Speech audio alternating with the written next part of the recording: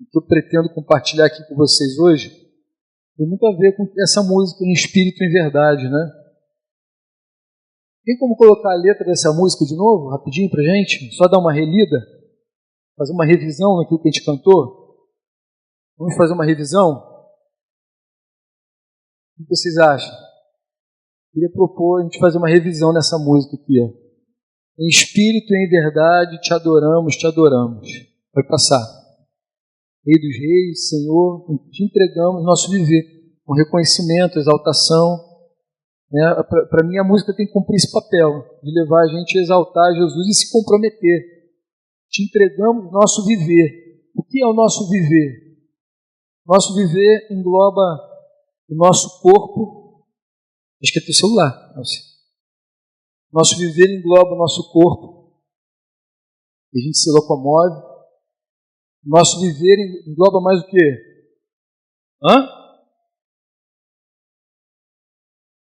Nossos hábitos. Nosso viver engloba a nossa alma, né?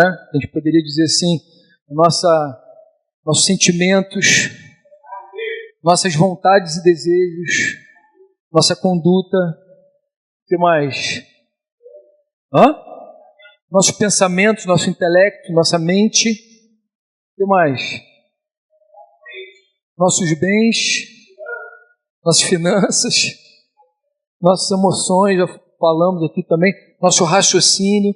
Aí a gente poderia fazer uma lista bem grande aqui para falar sobre o que é o nosso viver.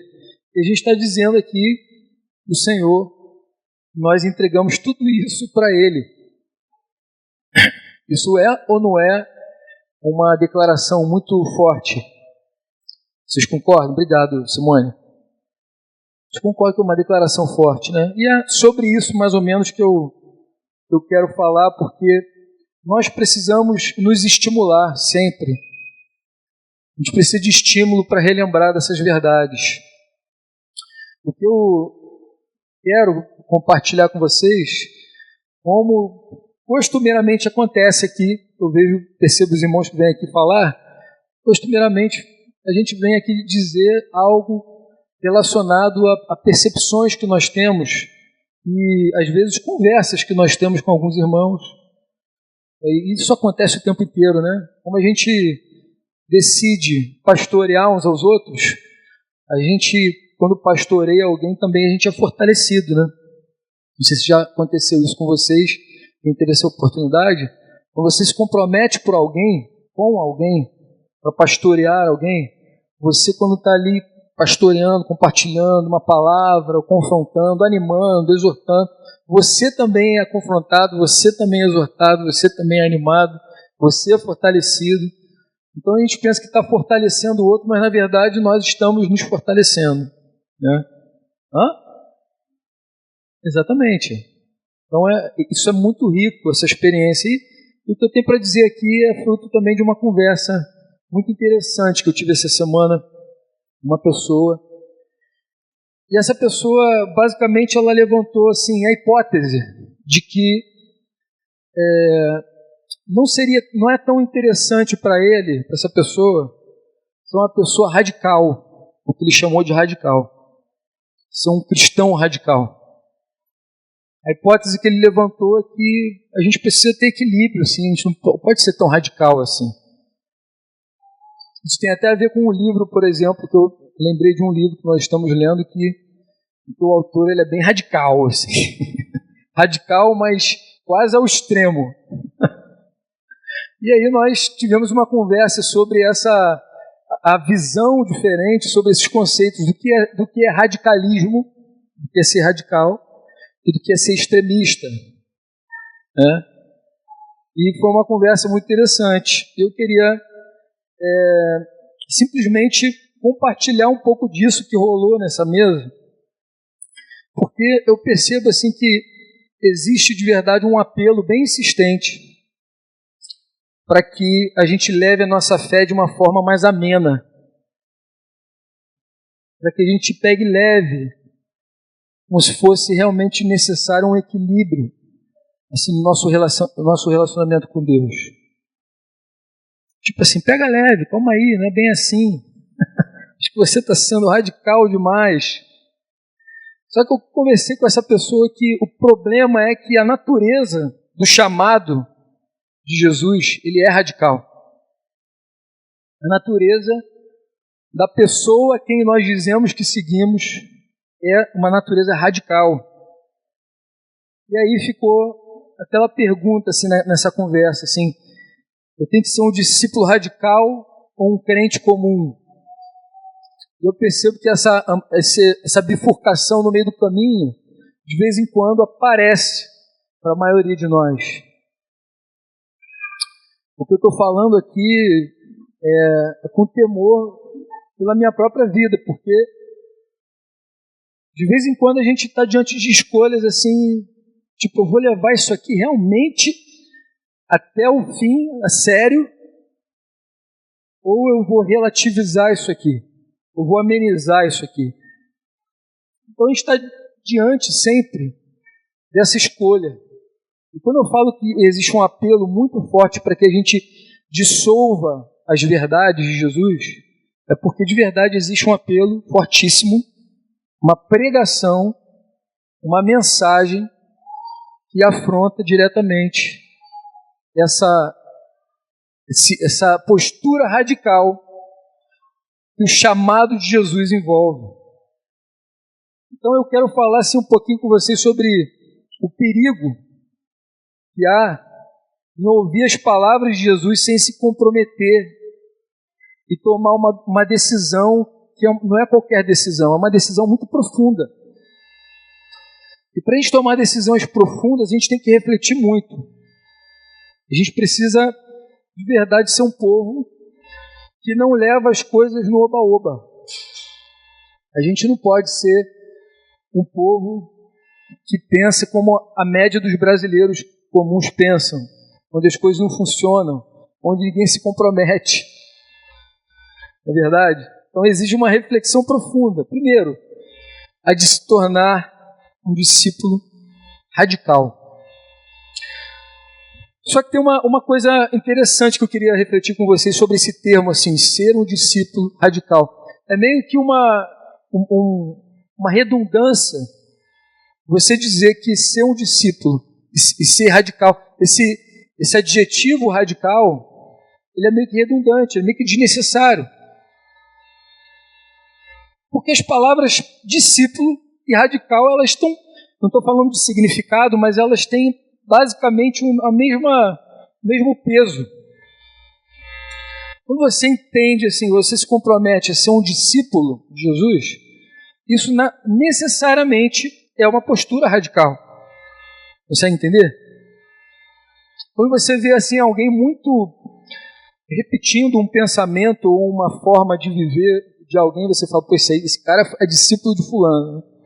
Você reconhece, né?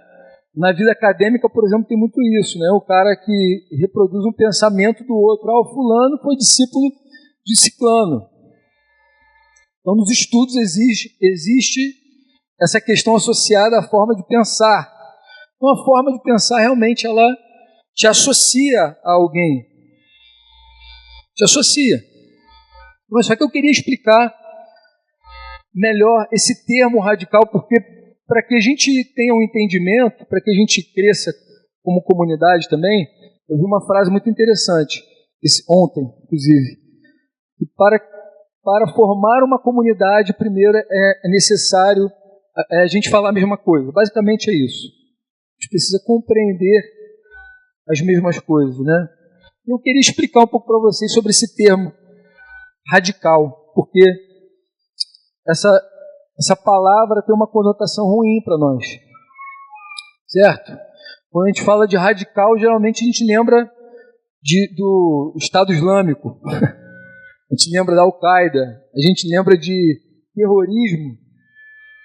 Quando fala de radical, você lembra de grupos extremistas islâmicos.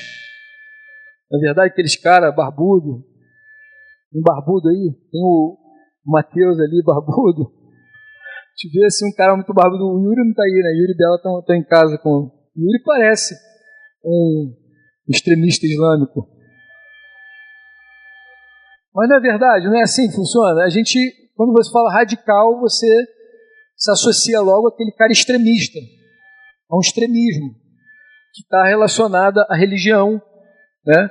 A religião realmente te leva para um extremismo, onde você leva as coisas, muitas vezes até sem entendimento nenhum do que você está fazendo. Paulo chama isso de zelo sem entendimento. Paulo fala sobre isso, menciona isso, usa essa expressão em relação aos judeus. Ele diz assim, os judeus são um povo que tem zelo sem entendimento. Ele mesmo sendo judeu, ele falou isso, mataram o Senhor Jesus, o autor da vida. Por quê? Porque eles foram ao extremo de matar uma pessoa por causa da religião, né? E eles são zelosos, porém sem entendimento. Então deixa eu explicar essa palavra usando a própria Bíblia. Abre em Gálatas, por favor. Eu vou ler bastante textos aqui para reforçar o que eu quero dizer. Mas em Gálatas capítulo 1, versículo 3 e 4, por favor. Gálatas capítulo 1, versículo 3 e 4 é um dos versículos que eu mais gosto, assim, que eu mais medito. De vez em quando eu lembro desse texto. É uma saudação que Paulo está escrevendo no início da carta. Ele diz assim, graça a vós outros e paz da parte de Deus, nosso Pai, de nosso Senhor Jesus Cristo, o qual, aí ele vai falar o que Jesus fez, né? O qual se entregou a si mesmo pelos nossos pecados, para quê?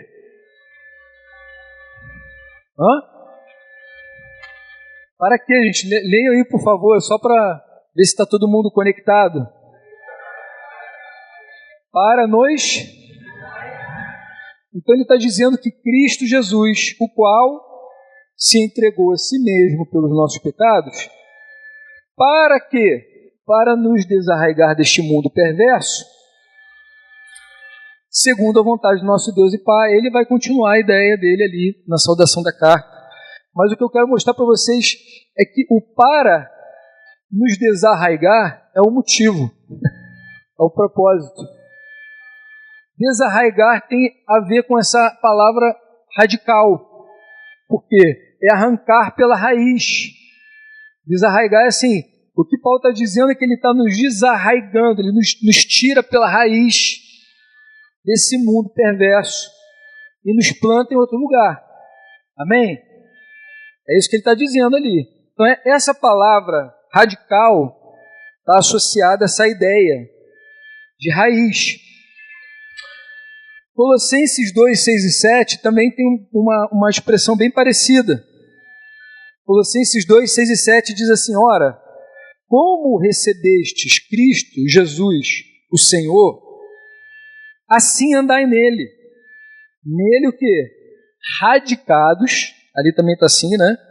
E edificados e confirmados na fé, tal como fostes instruídos, crescendo em ações de graças, crescendo em louvor. Então ele está dizendo assim, ó, em Cristo Jesus, no qual vocês foram radicados, ou seja, vocês foram plantados. Então ele nos desarraigou desse mundo perverso e nos radicou, colocou as nossas raízes aonde? Em Cristo Jesus. Então aqui a gente vê esse transplante que acontece quando a gente se converte de verdade. Amém? Então, radicado é uma palavra totalmente ligada a ser radical. Então, quando eu digo assim, eu sou um cristão, eu sou um discípulo radical, significa que as minhas raízes estão bem firmadas, consolidadas.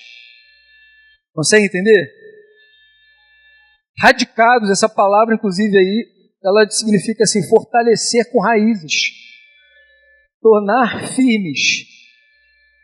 E nos torna firmes. Porém, quando nós rejeitamos a radicalidade do chamado de Jesus, nós abaixamos o padrão que ele espera como resultado natural da sua vida que foi plantada em nós. Então é assim, ó, se a vida de Jesus está plantada em você, o fruto natural é você ter um padrão de vida, para você, de verdade, levar a sério, você frutificar, o que a Bíblia chama de fruto. Amém? Estão conseguindo captar o raciocínio? E eu quero apresentar aqui para vocês alguns motivos para a gente rejeitar a tentação da gente ser apenas um crente comum. Eu quero apresentar aqui alguns motivos para vocês da gente colocar isso em pauta na nossa vida e pensar, cara, eu não posso ser uma pessoa que negocia a fé, que quer essa vida assim, mais ou menos. Tipo, essa pessoa falou para mim, tipo assim, cara, basicamente ele só queria assim, cara, não me cobra muito não, tipo assim, não espera muito de mim não. Mas eu falei, não espero muito de você mesmo não. Na boa, é de boa. Eu não vou ficar exigindo. Agora, você sabe que no meio da igreja a gente não pode diluir a mensagem. Não espera que no meio da igreja a gente vai amenizar a mensagem de Jesus, porque a mensagem de Jesus é radical. Amém? Vocês compreendem que a mensagem de Jesus é radical mesmo? Então vamos lá. Então, o primeiro motivo, Jesus estava o tempo inteiro advertindo as pessoas que não apenas o ouvissem e se admirassem, porque as pessoas se admiravam com Jesus. Jesus fazia sinais maravilhosos e você vai ver em vários momentos do Evangelho dizendo isso, assim, e então realizou ali sinais e milagres e todos se admiravam. As pessoas ficavam admiradas com Jesus. Sabe quando você vai ver o LeBron James jogando basquete, você fica, uau, nossa, top. É isso, não é assim? Quando você vai ver um cara muito bom numa coisa que você gosta, fica, nossa. Só que muito mais do que isso.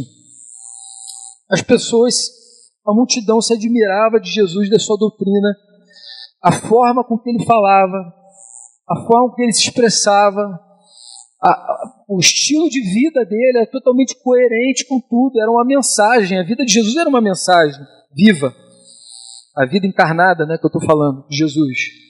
E as pessoas ficavam admiradas com aquilo, mas o tempo todo Jesus falava assim, para só de se admirar e toma uma decisão. Para de se admirar e toma uma decisão. Para de se admirar e toma uma decisão. Que decisão é essa? Até peguei aqui um texto de Mateus 8, no final do Sermão da Montanha, diz que Jesus estava descendo do monte e grandes multidões o seguiram.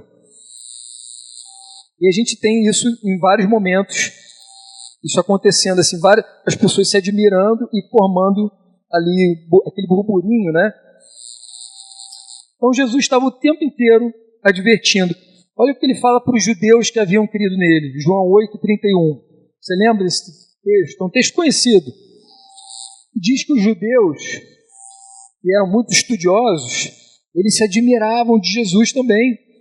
Não era só o povo que não entendia nada, que não sabia quase nada de hebraico. Não sei se vocês sabem disso, mas o povo não falava hebraico. O hebraico era uma língua dos religiosos, era uma língua da religião na época de Jesus. Então, os únicos que tinham acesso a essa linguagem eram os religiosos, escribas, fariseus, saduceus. Esses caras sabiam. E até mesmo esses caras estudiosos, eles se admiravam e creram. Alguns deles creram em Jesus. Então, João 8:31 mostra isso. Diz que disse, pois, Jesus aos judeus que haviam crido nele. O que Jesus falou? Vamos ler juntos, gente. Se vós permanecerdes na minha palavra, sois verdadeiramente. Então ele está colocando aqui um selo. Sois verdadeiramente meus discípulos, se vocês permanecerem na minha palavra. Então Jesus estava sempre desafiando as pessoas a se comprometerem. No final do Sermão da Montanha também, no capítulo 7, ele termina contando aquela historinha que a gente sempre fala uns com os outros, né? Do homem que construiu a casa na areia e o homem que construiu a casa na rocha. Lembra dessa música, Heitor? Não construa sua casa na areia, não construa sua casa na areia, na beira do mar. Mesmo que pareça chique, é impossível que ela fique, a tempestade vai a derrubar. Né? Isso virou musiquinha para criança. Então, existem inúmeras advertências de Jesus para que as pessoas se posicionassem. Ok? Amém? Motivo número 2. O fato de ser um discípulo já envolve necessariamente uma decisão radical, isso já falei. Então ele explica frequentemente sobre o preço dessa decisão. Frequentemente Jesus estava explicando o preço dessa decisão até mesmo para os discípulos. Em alguns momentos você vai ver Jesus falando para os discípulos assim, ó, vocês podem ir. Não é assim? O Evangelho de João, se não me engano, ele registra um momento desses. Eu acredito que foi mais de uma vez. Vocês podem ir. Em vários momentos era duro o discurso de Jesus nesse sentido. Porque a mensagem de Jesus era radical. Então, frequentemente, ele lembrava do preço da decisão. Mateus 10, 24, 25. Vamos ler juntos. É um texto que a gente já bateu muito. Diz assim, então disse Jesus a seus discípulos, aos seus discípulos, se alguém quer vir após mim, a si mesmo se negue, tome a sua cruz e siga-me. Eu dei errado? Mateus 10, 24, 25?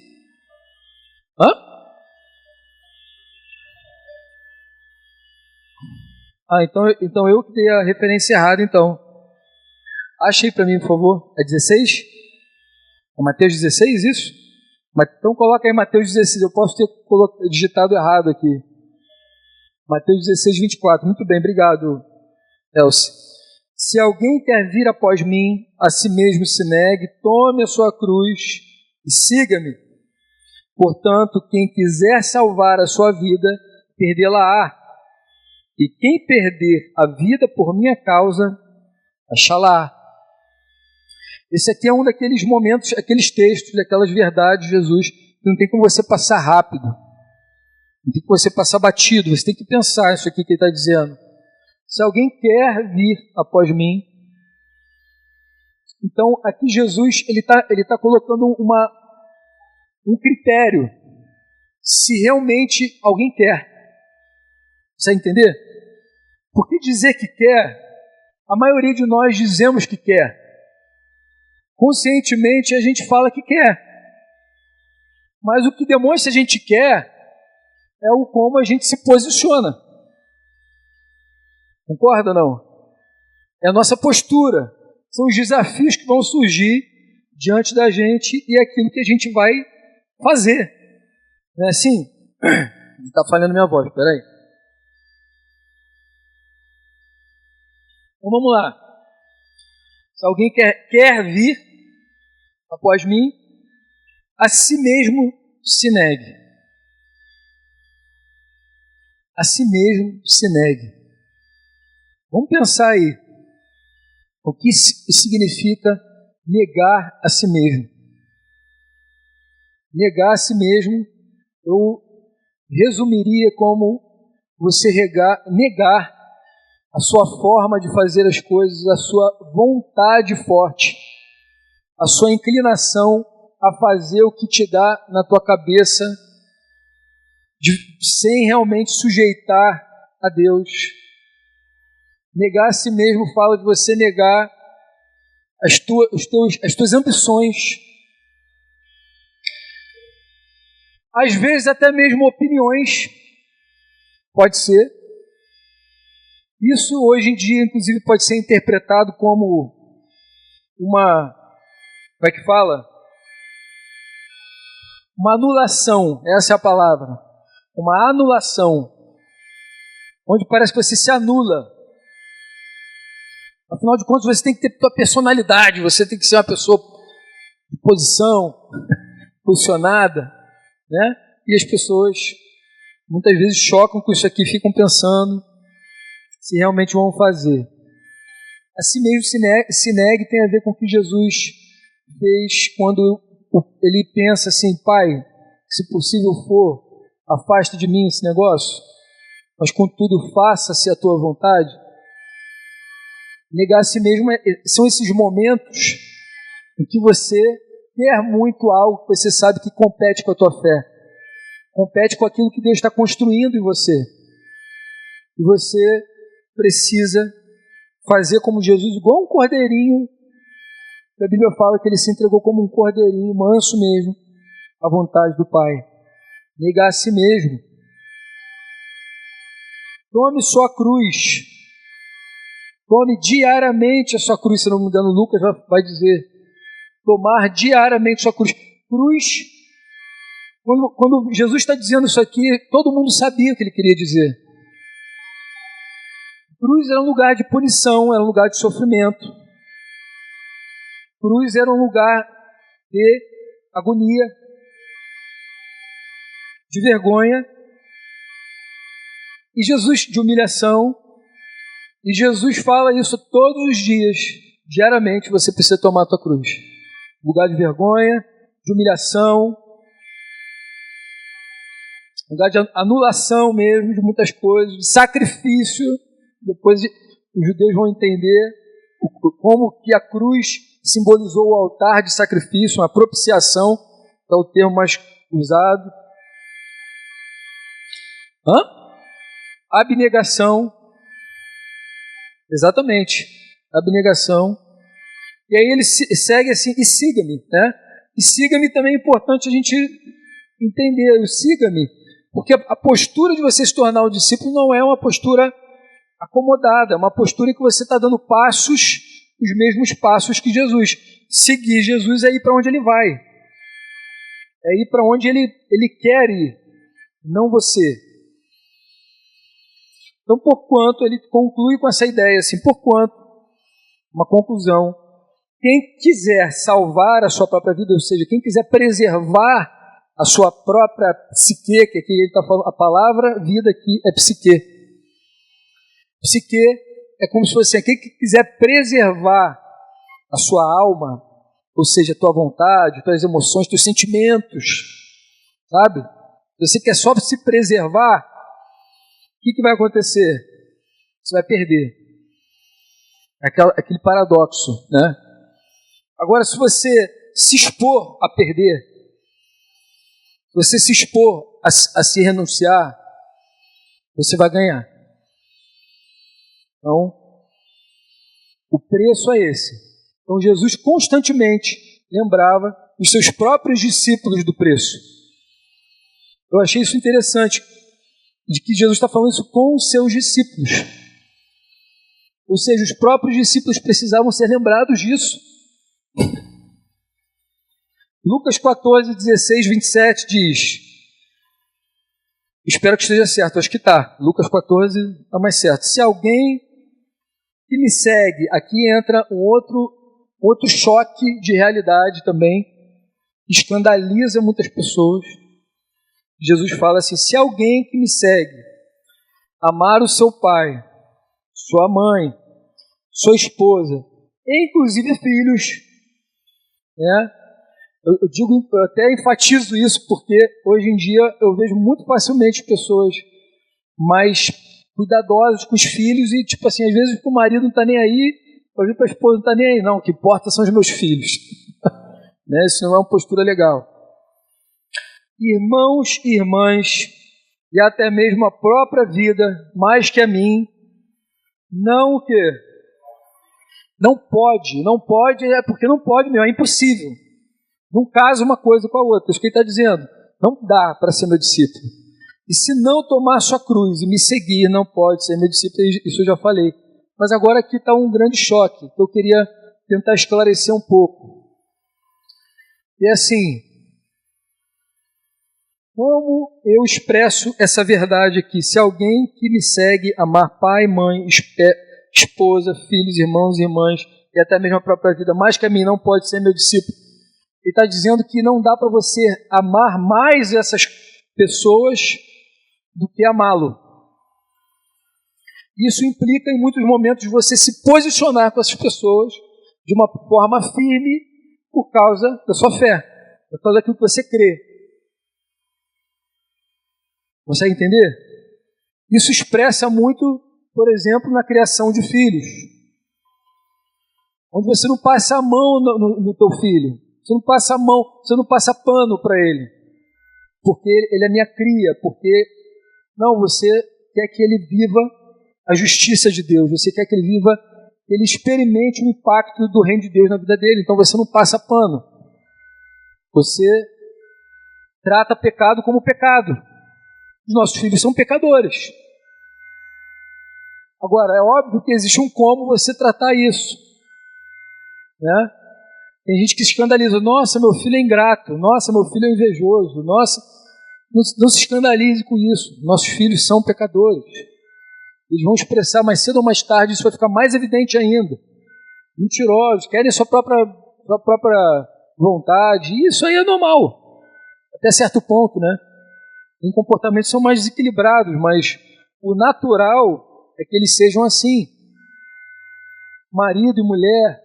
Quantos maridos e mulheres se protegem no sentido de proteger a reputação um do outro? Ah, não, eu quero proteger a reputação da minha esposa. Aí não trata com a sua esposa ou com o seu marido com a devida seriedade. Assim, cara, você é meu irmão e eu preciso te corrigir.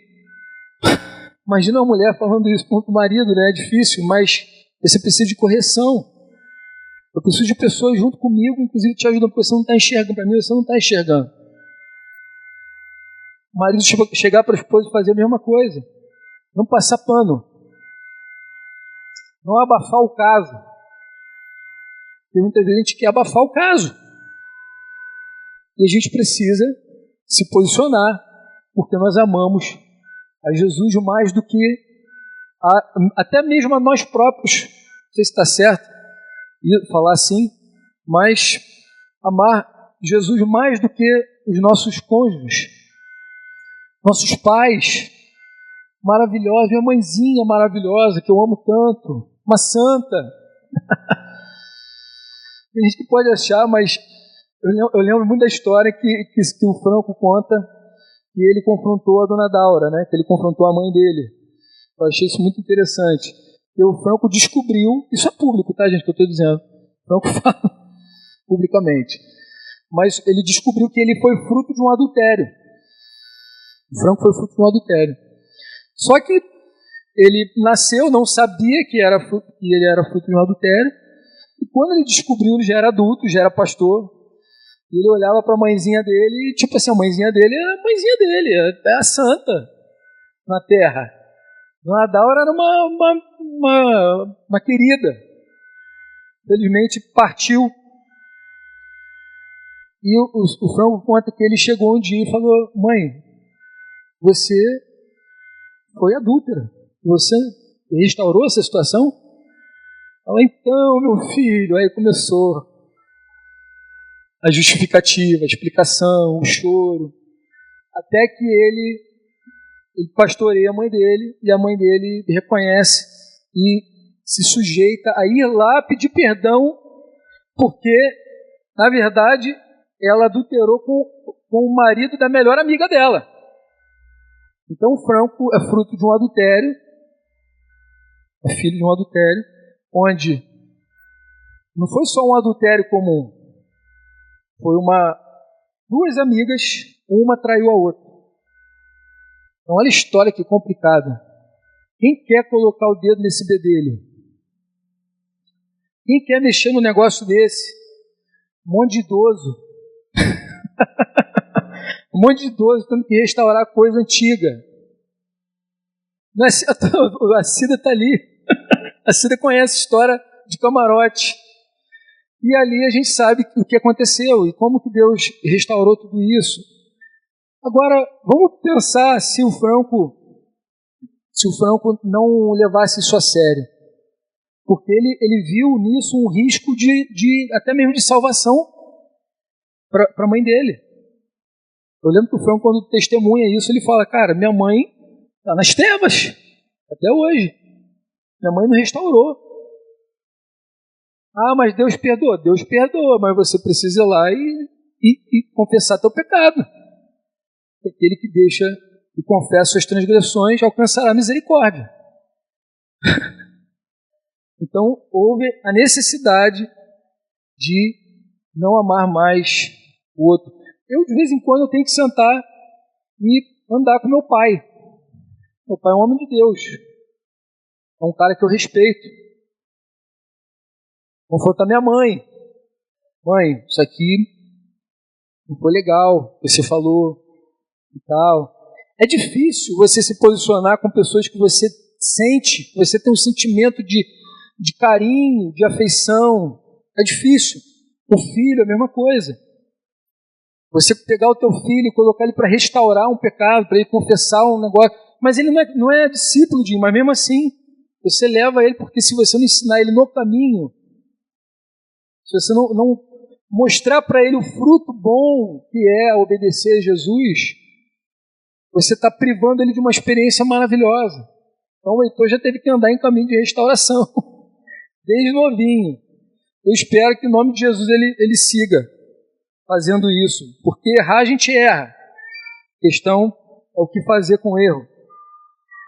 Então quando Jesus fala isso, amar mais pai, mais mãe, amar menos, né, do que o próprio Jesus, tem várias implicações. E a gente relativiza. E Jesus lembra que isso é um preço. Tá?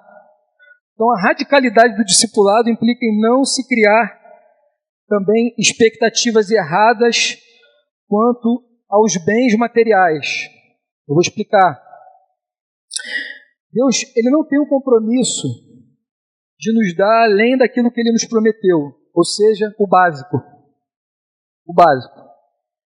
Então, Mateus 8, 18 e 22, Mateus capítulo 8, diz assim: vendo Jesus, muita gente ao seu redor, de novo, muita gente estava ali, mas pouquíssimos eram verdadeiramente seus discípulos. Então ele está dizendo, vendo Jesus, muita gente ao seu redor, ordenou que passassem para outra margem. Então, aproximando-se dele, um escriba disse-lhe: mestre, seguir-te-ei para onde quer que fores. Mas Jesus lhe respondeu: o quê?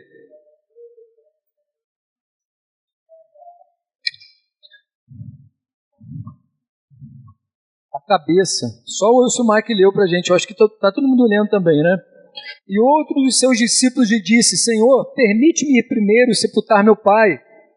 Replicou-lhe, porém, Jesus: segue-me e deixa aos mortos o sepultar os seus próprios mortos. Talvez a linguagem aqui fique um pouco estranha para a gente compreender, mas se você ler em outras versões, Jesus está dizendo basicamente o que eu falei ali. Que quando você abraça a vida de ser um discípulo radical, você precisa trabalhar suas expectativas assim. Pode ser que eu não tenha aquilo que eu tanto desejo. Pode ser que eu não alcance aquilo que eu tanto ambiciono. Pode ser. Porque pode ser que não seja isso que Deus tem para você. Pode ser que em algum momento Deus coloque até um limite na tua prosperidade financeira. Vocês creem nisso ou não? Até um limite na tua prosperidade financeira. Porque para Deus dinheiro é dinheiro. E se ele sabe que teu coração você pode se perder, ele pode te limitar. Se ele quiser te tratar como filho, ele pode te limitar. Você pode ser um ótimo administrador, um baita de um empreendedor, mas se Deus te trata como filho, ele pode não necessariamente te dar aquilo que você ambiciona. Então Jesus está equalizando a expectativa, está falando, se você quer me seguir, eu não tenho nem onde reclinar a cabeça, eu não tenho nem casa. Eu moro em casa alugada, em casa emprestada. Isso que Jesus está falando. Se você quer me seguir, não vem com esse papo que depois eu vou. Eu vou me preparar aqui melhor para enterrar ou sepultar os seus próprios pais, né? Vou me preparar aqui, deixa a minha juventude passar, que eu acho que vai ser mais tranquilo, eu vou estar mais velho, eu vou estar mais experiente.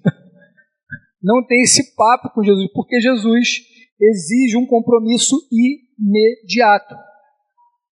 Se hoje você ouve a voz do Senhor, não endureça o coração, não postergue, não empurre com a barriga. Não empurre com a barriga, porque isso pode ter consequências sérias na sua vida.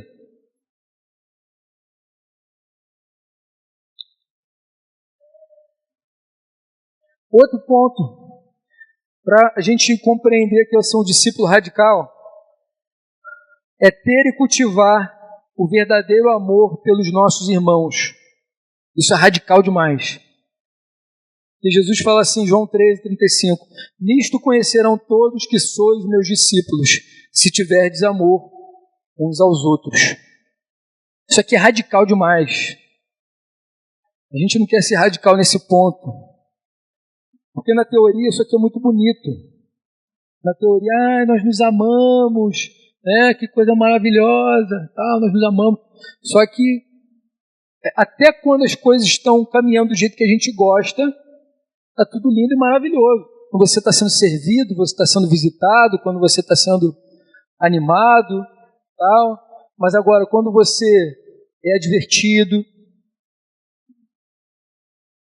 quando alguém paga o preço de chegar e falar uma coisa difícil para você, né? Você tem que engolir porque é verdade. Tem coisa que é verdade, tipo, né? Quando você tem que lidar com alguém também é difícil e erra.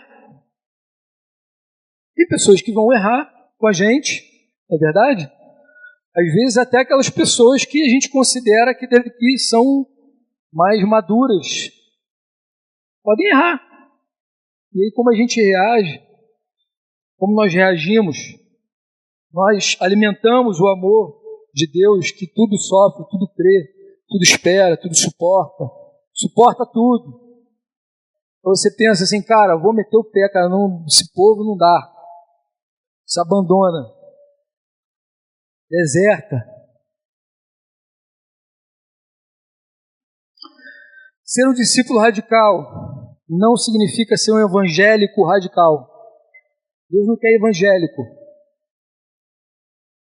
A gente crê aqui que a gente não tem que ser evangélico, nem católico. Estou falando que a gente é católico, por isso.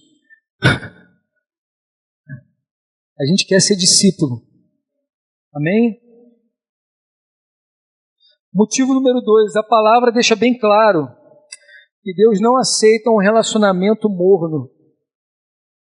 Vocês lembram do que eu estou falando, né?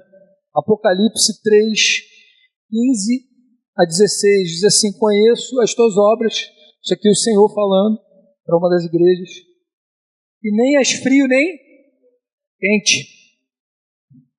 Quem dera fosses frio ou quente, assim porque és morno, e nem és quente nem frio, estou a ponto de vomitar-te da minha boca. Então esse negócio legal, de ser um crente legal, uma coisa mais palatável para as pessoas, você não se posiciona, você faz os mesmos costumes, tem os mesmos costumes, faz as mesmas coisas, ouve as mesmas músicas, faz as mesmas atividades, está tudo certo, bebe junto. Estou entrando em tema polêmico, bebida alcoólica. Está tudo certo. Mas será que a gente não tem que ter uma posição um pouco diferente? Será que a gente não tem que ser, muitas vezes, incômodo mesmo em alguns aspectos, em alguns momentos? Será que por causa da nossa fé, às vezes a gente incomoda e tudo bem incomodar? Na verdade, eu lembro de um ateu, ele falava assim, eu não respeito quem leva a sua fé de qualquer jeito. Eu só respeito quem tenta me converter. Esse cara falava assim, esse cara eu respeito. Esse cara leva a sua fé de verdade. Ele crê naquilo que ele está fazendo, que ele está falando, naquilo que ele está fazendo. Eu não respeito quem quer só ser meu amigão. Esse ateu falou. Eu achei muito curioso, eu achei muito corajoso da parte dele. E isso pode acontecer se a gente não se posicionar. E por favor, gente, eu não estou falando de ninguém sair daqui agressivo. Com a faca no dente, agora, não sei o que, eu vou ser o discípulo radical. E não estou falando disso, eu estou falando de posicionamento interior, de coração, eu estou falando de coração. Eu não estou falando só de posturas que vão só criar embate desnecessário. Tem coisa que é desnecessária. Você vai repreender alguém, você vai falar do evangelho para alguém que é tolo, que não quer te ouvir, e você insiste naquilo. Aí sabe o que você vai arranjar? Inimizade, problema. Uma inimizade desnecessária. A Bíblia fala assim, repreende o sábio, ele se tornará mais sábio, vai ser teu amigo. Repreende o tolo, e você vai achar afronta. Então a gente precisa eu estou falando para a gente ser primeiro, antes de sair tomando atitudes desproporcionais. Então você entende que não dá para ser só um crente mais ou menos assim? Porque algumas pessoas, essa pessoa que eu estava conversando, ele achava que, por exemplo, que uma forma da gente medir se a pessoa é um discípulo radical é que ele tem que estar em todas as reuniões. Eu falei, cara, não tem nada a ver, então vamos primeiro conceituar isso aí. Ser um discípulo radical não significa que você vai estar em tudo. Significa que você vai ter um compromisso genuíno com a igreja de Jesus. A igreja é de Jesus. Então você tem um compromisso com a família de Deus, você tem um compromisso com a igreja. Consegue entender a diferença? Então nós prestamos conta uns para os outros, então a gente, dá ciência do que está acontecendo na nossa vida, a gente se expõe à repreensão, à advertência, né? Isso tem mais a ver do que estar em todas as reuniões. Isso não exige que todo mundo esteja em todas as reuniões sempre. Às vezes tem motivos que explicam as pessoas não estarem em reuniões, pelo amor de Deus, né? Hoje mesmo, inclusive, Sandro não está aqui. Inclusive, Sandro e Deli foram participar de uma missão. Vão participar de uma missão aí. Não é uma missão secreta não, mas é uma missão que não dá para falar aqui agora. Mas só para falar do motivo número 3, para eu já partir para o final aqui. Jesus é claro quando ordena o compromisso com a perfeição. Vocês lembram quando Jesus ordena o compromisso com a perfeição? Vamos lembrar? Mateus 5, 43 a 48. Diz assim: ouviste o que foi dito? Amarás o teu próximo e odiarás o teu inimigo. A lei deixava as pessoas numa coisa mais confortável, assim, mais comportamental. A lei deixava as pessoas numa, entre aspas, confortável, né? Porque tinha coisas também mais difíceis. Mas eu, porém, vos digo: amai vossos inimigos. Amai os vossos inimigos. E orai pelos que vos perseguem, para que vos torneis filhos do vosso Pai Celeste. Então, Jesus está associando o fato de você tomar uma decisão, ter uma escolha de amar o seu inimigo e orar por aqueles que te perseguem, para que então você seja um filho dele. Tá? Então tem a ver com escolhas que a gente faz. Porque ele faz nascer o seu sol sobre maus e bons, e vi chuvas sobre justos e injustos. Porque se amardes os que vos amam, que recompensa vocês têm? Não fazem os publicanos também o mesmo? E se saudardes somente os vossos irmãos, que fazeis mais? Não fazem os gentios também o mesmo? Aqueles que não conhecem a Deus? Portanto, seja o quê? Perfeitos, como o perfeito é o vosso Pai Celeste. Aí eu fiz uma pergunta para ele assim: isso aqui é um mandamento ou uma sugestão? Ele falou: mandamento. Ser perfeito é um mandamento. Tá, agora então a gente vai tentar entender o que é ser perfeito. E Jesus não ia colocar uma coisa inalcançável para a gente fazer. Certo? Então nós precisamos ter um compromisso com a perfeição que Jesus está se referindo. Amém? Ok? Então a gente precisa entender o que Jesus está dizendo aqui. Jesus está dizendo que, na verdade, nós devemos ser completos, maduros, crescidos, desenvolvidos como o Pai é. Caramba, gente, que padrão alto, é um padrão muito alto. É um padrão muito alto. A perfeição no Evangelho, o que Jesus diz, é completude, para você ser completo. Sabe, o adulto maduro, o homem barbado já feito. Não é o de hoje em dia, que muitas vezes ainda depende, pai e mãe, aquela coisa toda. Mas é aquele homem completo. Eles tinham entendimento, por exemplo, que o homem, quando chegava aos 40 anos, era um homem completo. Era o entendimento judeu. Vamos chamar assim. Aos 40 anos, inclusive Moisés é chamado aos 40, né? Moisés é chamado aos... Hã? Com 80 anos, é verdade. 40 ele sai do Egito, é verdade. Aos 40 anos ele sai do Egito, é verdade. É verdade. Então, muita coisa acontece aos 40 anos e eles têm essa compreensão. Embora Jesus, ele fez tudo o que fez antes dos 40. Isso também tem um significado. Jesus ter sido um homem perfeito antes dos 40, né? Ele é o primogênito, ele é a primazia, ele é o primeiro. Amém? E ele não espera que a gente busque a perfeição fora da dependência do seu Espírito que ele enviaria. João 15,4 diz assim: o ramo não pode dar fruto se não estiver nele. Permanecer em mim, eu permanecerei em vós, como não pode o ramo produzir fruto de si mesmo, se não permanecer na videira, assim nem vós podeis dar, se não permanecerdes em mim. Ele está dizendo que é impossível a gente se tornar completo, maduro, perfeito, se a gente não estiver nele. Aí sim é possível. Ok? Amém? Então, eu quero terminar aqui falando do mínimo que nós podemos fazer para a gente se manter radical. O mínimo que nós precisamos fazer.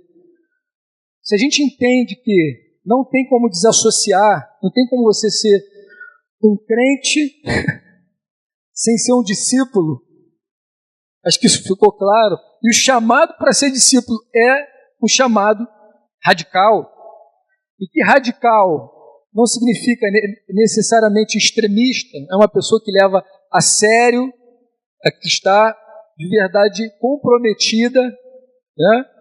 E demonstra isso com atitudes. Uma vez que a gente entende isso, qual é o mínimo que a gente pode fazer? Bom, primeiro eu quero começar o seguinte, eu quero lembrar aqui uma coisa importante. Um discípulo radical, ele precisa temer. O temor do Senhor. Tudo começa com temor. Temer e se manter ao alcance das advertências de Jesus. O que eu quero dizer com isso? Jesus tem várias advertências sobre o que pode acontecer quando alguém não leva a sério a sua fé.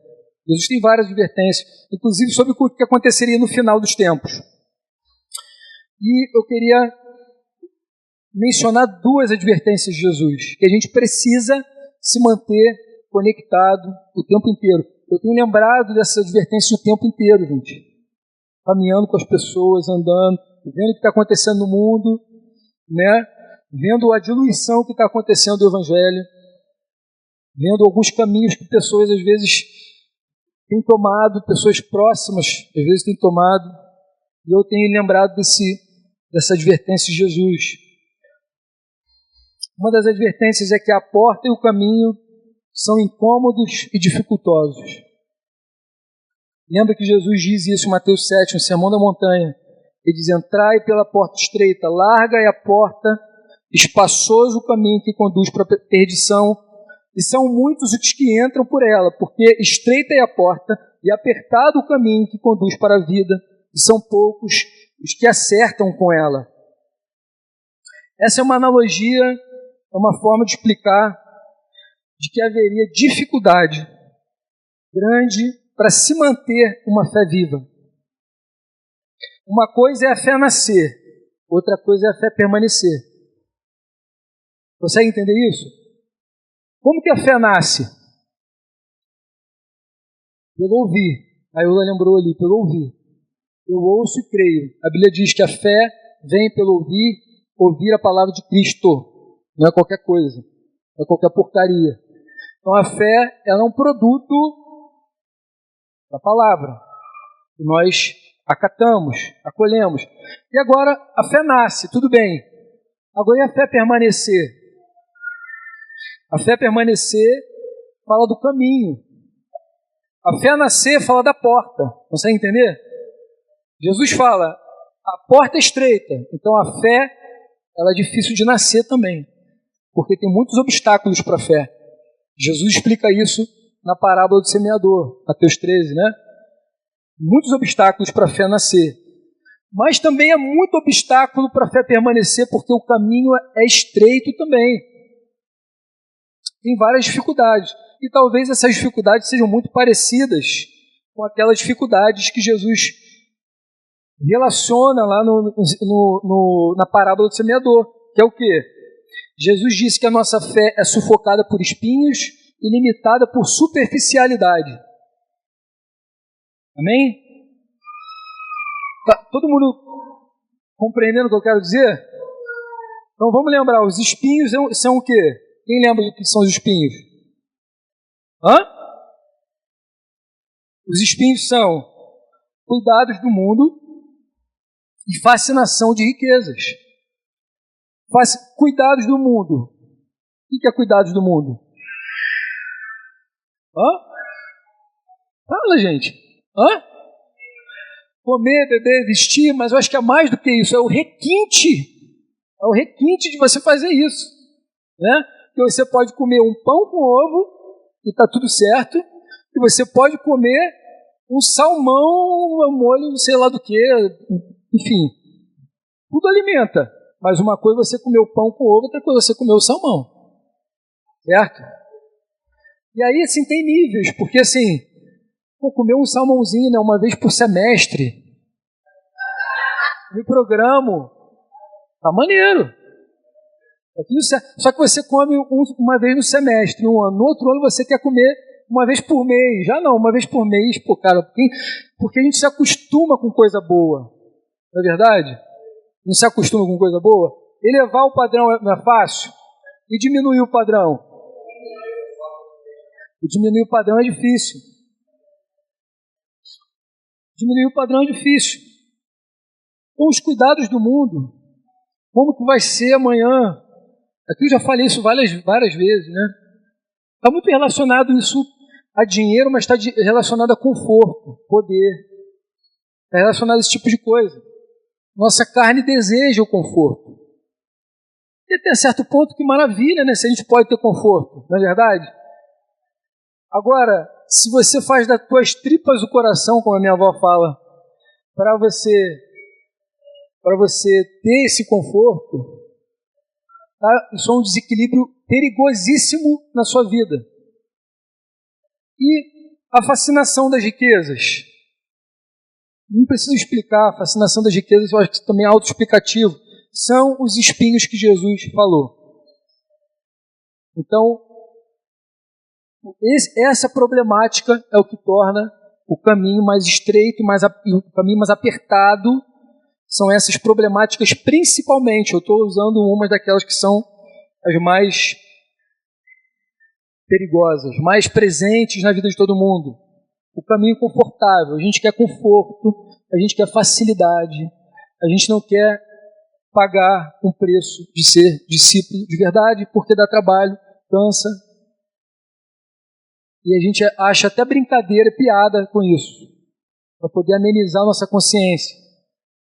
Ah não, fulano é um religioso, olha lá. É um religioso, na verdade, o cara. Eu acho que tem muita gente confundindo, chamando gente que quer agradar a Deus de religioso.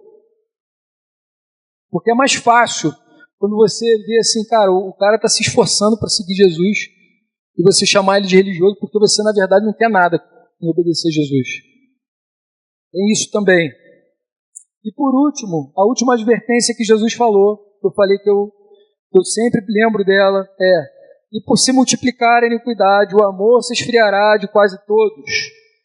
Aquele, porém, que perseverar até o fim, esse será salvo, e será pregado este evangelho do reino a todo mundo para testemunho de todas as nações, então virá o fim. Isso é Mateus 24, 12 e 14. Quando Jesus usa, ele fala, e por se multiplicar a iniquidade, ele fala de anomia. A iniquidade aqui é uma palavra que é anomia. Quem já estudou, por exemplo, alguma coisa no campo da sociologia, vai lembrar, o pessoal do direito, de repente, a anomia. O que é a anomia? A anomia é um estado sem lei. É como se fosse assim, a anomia, onde não há respeito pelas leis, não há respeito por um código. Então ele está dizendo, por se multiplicar essa anomia, desprezo do conhecimento ou desconhecimento generalizado do que Deus pensa, que as pessoas vão desprezar o que Deus pensa, então o amor de quase todos vai se esfriar como uma consequência. Consegue entender?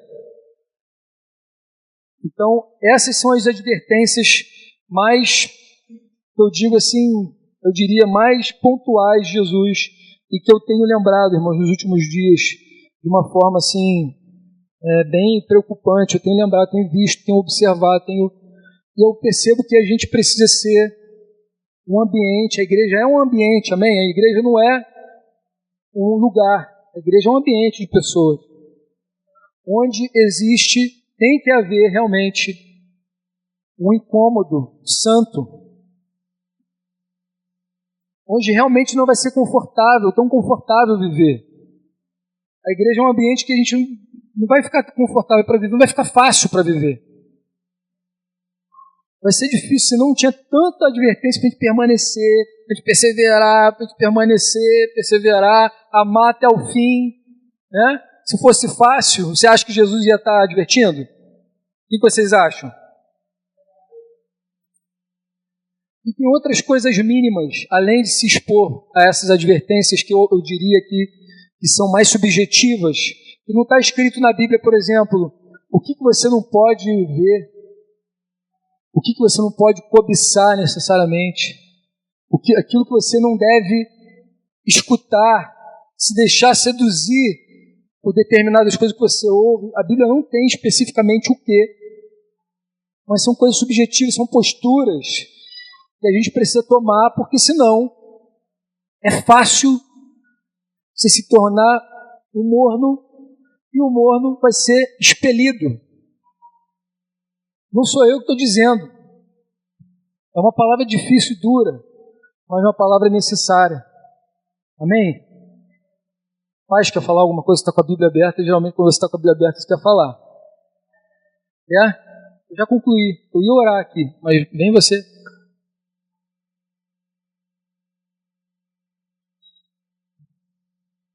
Estava aqui lembrando que o Dinho começou essa palavra com 2 versículos, meus queridos, 2 textos, né? Um de Gálatas, que falava sobre que o Senhor nos desarraigou do mundo perverso, e outro aos Colossenses, que fala sobre estar radicado em Cristo. E a raiz, ela cumpre basicamente, principalmente 2 papéis de uma planta, né? Uma é de absorver os nutrientes e a outra é de dar sustentação. Então, assim, meus queridos, ou você vai absorver os seus nutrientes do mundo perverso, ou você vai absorver de Jesus.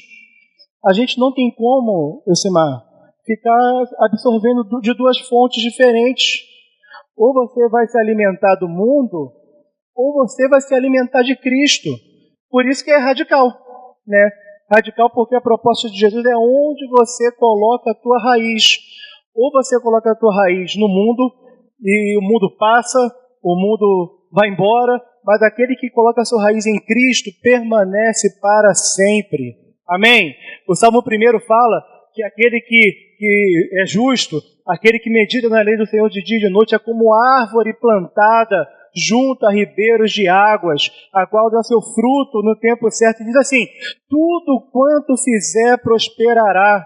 Se você quer fazer a vontade de Deus, coloca a sua raiz em Jesus, decide se alimentar dele, deixe que a palavra de Deus oriente, conduza a tua vida, tome as suas decisões com base na palavra de Deus, não naquilo que você aprendeu com o mundo, que você aprendeu com teu pai, como 1 Pedro fala sobre a vã maneira de viver que a gente recebeu dos nossos pais, né? Nós recebemos um monte de conceito errado no mundo, na família, em qualquer outro lugar, na escola. Em vez de você pegar o que você ouviu falar, o que você pensa, o que você acha, coloque a sua raiz em Jesus. Amém? Ah, pai, mas eu sou uma plantinha pequenininha. Não tem problema. Coloca a tua raiz em Jesus, porque se você se alimentar dele, você vai crescer. Você vai ser uma árvore que tudo quanto fizer vai prosperar. Em nome de Jesus. Amém? Vamos decidir então ser radical? Para a glória do Senhor? Vamos orar? Você que se acha morno, como também foi falado aqui, você acha que sua vida está morna, você não se percebe mais como um cristão radical assim. Pode ser que em algum momento você já esteve assim, entendeu? Algum momento da sua caminhada, você já esteve mais radicado em Jesus, já esteve mais firme, já esteve amando mais a Jesus, mas a gente sabe que nessa vida as provações vêm e às vezes a gente desanima, né? Às vezes a gente desanima. Ou você nunca esteve radicado em Jesus. Também pode ser o teu caso. Você, na verdade, ao longo desse tempo, você tenta, ora estar em Jesus, ora estar se alimentando de outras coisas. Enfim, se a palavra de hoje falou contigo, seja porque você está dividido entre dois caminhos, seja porque em algum momento você já esteve radicado em Jesus, mas desanimou, nós vamos orar por você. Orar para que você volte ao teu primeiro amor, como também diz a palavra, sobre a gente voltar ao primeiro amor, para que você de fato esteja firme em Jesus, radicado em Jesus. Então eu queria que você que ouviu o Senhor nessa manhã, que ouviu a voz do Espírito Santo falando no teu coração, você colocasse a mão sobre o teu coração e falasse com Deus nessa manhã, porque é uma coisa entre você e Deus. É entre você e Deus. Então, nessa hora, não olhe para o que está ao teu redor, não se importa com quem está ao teu redor, é entre você e Deus. E os irmãos vão aqui ministrar uma canção. Enquanto a gente estiver ministrando essa canção, fala com Deus. Fala, Senhor, eu quero colocar as minhas raízes em Ti. Eu não quero mais andar segundo o conselho do ímpio, me assentar na roda dos escarnecedores, me deter no caminho dos pecadores. Eu quero ter o meu prazer na Tua lei, e na Tua lei meditar de dia e de noite. Eu quero ser árvore plantada junto a ribeiros de águas. Eu quero me alimentar da Tua palavra. Fala com Deus. Enquanto os irmãos ministram aqui, fala com Deus. Que você quer colocar a sua vida diante dele e quer viver para Ele.